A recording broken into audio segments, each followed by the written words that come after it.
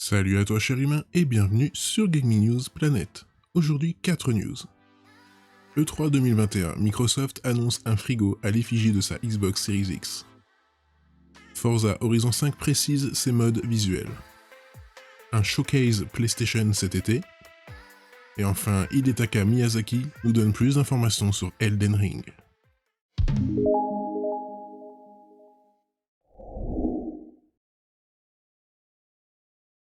On se retrouve sur Jeux Vidéo Live.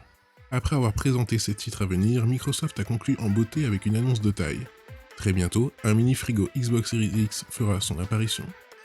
La blague a été trop loin. Microsoft a fermé sa conférence sur une annonce pour la moins originale, quoique qu'elle ne soit pas tout à fait surprenante puisque des rumeurs ou informations officieuses circulaient déjà sur les internets. En effet, l'entreprise s'invite dans le monde de l'électroménager, avec un mini frigo aux couleurs de la Xbox Series X. Cette communication laisse songeur et permet de spéculer sur une autre officialisation prochaine de ce qui a dernièrement fait l'objet de rumeurs. Des baskets Adidas à l'effigie de la console, affaire à suivre. Il vous tarde de placer votre boisson favorite dans ce réfrigérateur aux couleurs de votre console préférée? Eh bien il faudra attendre encore un peu, puisqu'elle ne sera pas disponible avant la fin de l'année.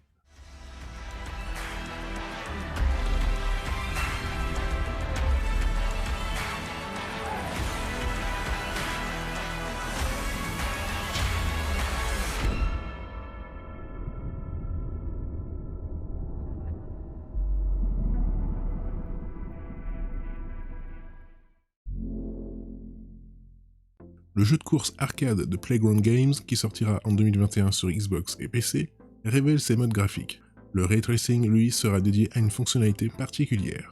Forza Horizon 5 sera disponible le 9 novembre 2021 sur Xbox One, Xbox Series ainsi que sur PC, et il est loin d'avoir laissé de marbre, bien au contraire avec sa première vidéo de gameplay à tel point qu'une information n'a pas été décelée. Playground Games, dans un article sur le blog officiel de la franchise Forza, précise en effet que le ray tracing sera employé dans le Forza Vista. Un mode garage qui sert à regarder vos bolides sous toutes les coutures, et donc ne concerne visiblement pas le in-game, vu les propos du studio. Suivant la console Xbox de nouvelle génération que vous avez acquise, vous aurez de la 4K à 30 fps sur Xbox Series X ou un mode performance en 60 fps. Nous n'avons pas les détails, et du 1080p à 30 fps sur Xbox Series S. Toujours sur Jeux Vidéo Live, outre le dernier State of Play sur Horizon Forbidden West, Sony Interactive Entertainment préparerait une nouvelle prise de parole dans quelques semaines. Comme depuis plusieurs années, Sony Interactive Entertainment ne participe plus à l'E3, mais ce n'est pas pour autant qu'il reste muet. Selon Naftra, des forums de Resetera, qui avaient leaké avant l'heure Death Stranding Director's Cut sur PS5, ou le Souls-like Stranger of Paradise Final Fantasy, le constructeur aurait planifié un nouvel événement dans quelques semaines. En supposant que rien n'a changé, attendez juste encore quelques semaines. En juillet, en août pour la sortie de Kena Bridge of Spirits. Si ça vient à se confirmer, qu'espérez-vous y voir? Une date de sortie pour Horizon Forbidden West qui a eu son State of Play? Autre chose? Et enfin, on se retrouve sur Actu Gaming. Lors de l'ouverture du Summer Game Fest, Elden Ring a effectué son grand retour pour le plus grand plaisir des fans des jeux de From Software.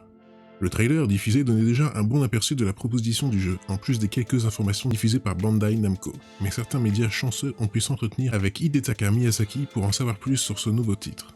Des infos sur le monde. Parmi les médias sélectionnés, on retrouve notamment IGN, qui a publié une nouvelle vidéo résumant toutes les informations tirées de cette interview, ou encore nos confrères de jeuxvideo.com qui ont pu s'entretenir avec le créateur avec une preview réalisée sur le site, tout comme Famitsu.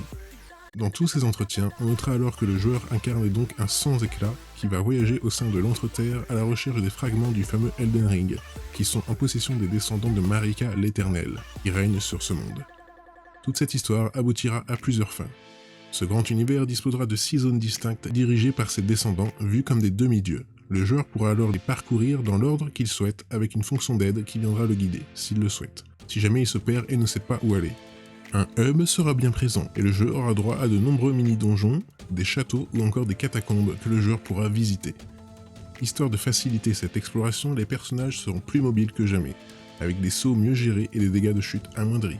Vous l'aurez compris, le joueur sera bien plus libre ici même si tout ne sera pas totalement ouvert, ce qui justifie l'utilisation du cheval. On apprend alors que des simili-feux de camp seront toujours de la partie, malgré cette ouverture, avec un système de checkpoint intermédiaire comme le précisent nos confrères français, qui est encore bien mystérieux. Durée de vie, boss, combat.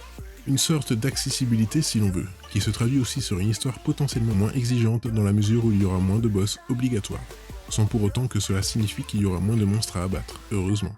Miyazaki estime par ailleurs qu'il faudra environ 30 heures pour voir le bout du jeu, sans trop faire de détours dans le monde. Il déclare cependant qu'il n'est pas bon pour terminer cela, ce qui veut dire que cette valeur n'est pas forcément à prendre pour argent comptant. Elden Ring reste le plus gros jeu de From Software, rassurez-vous, et pour battre tous ces boss, les joueurs pourront faire appel à des esprits qui ne sont pas sans rappeler ceux de Nioh. Ils pourront alors nous servir à attaquer ou à se défendre et devront être équipés et améliorés au fil du jeu. D'autres joueurs pourront aussi être invoqués pour nous prêter main forte, comme on a pu le voir dans le trailer.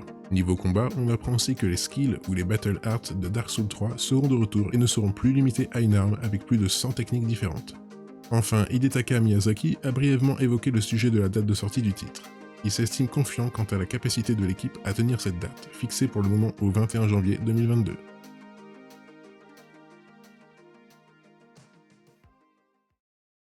Et voilà, c'est la fin de cette vidéo, j'espère qu'elle vous aura plu. Si c'est le cas, n'oublie pas de mettre un like, de t'abonner, d'activer la petite cloche et de me suivre sur Twitter. Et moi je te dis à la prochaine, cher humain.